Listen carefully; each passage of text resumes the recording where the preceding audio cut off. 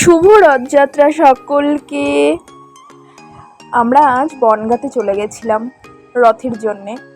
তো বনগাঁতে না প্রচুর বড় বড় রথ হয় আর চারিদিকটা মেলায় ভরে ওঠে। তো প্রথমে গিয়েই আমরা এই রথটা দেখতে পেয়ে রথের দড়ি টেনেছি। রথের দড়ি টানা অনেক শুভ, অনেক পূর্ণি লাভ হয়।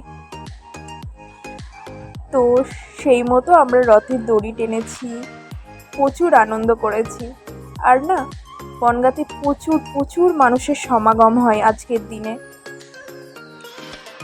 তারপরেই আমরা চলে গেছিলাম একটা রেস্টুরেন্টে কিছু খাওয়া দাওয়া করব বলে। রথ উপলক্ষে এসেছি বনগাঁতে, খাওয়া দাওয়া না করলে হয়? আর এই রেস্টুরেন্টে এসেছিলাম, রেস্টুরেন্টের অ্যাম্বিয়েন্সটা বেশ ভালো লেগেছে, প্রথমবার এসেছি।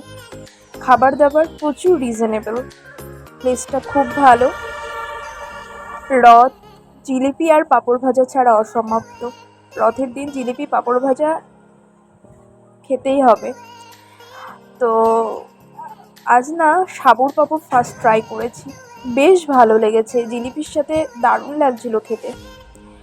তো আমরা আমাদের রথটা এইভাবেই কাটিয়েছি। That's it, hope you like it. Have a good day everyone, bye again. শুভ রথযাত্রা সকলকে। সকলে খুব খুব ভালো থেকো, সুস্থ থেকো।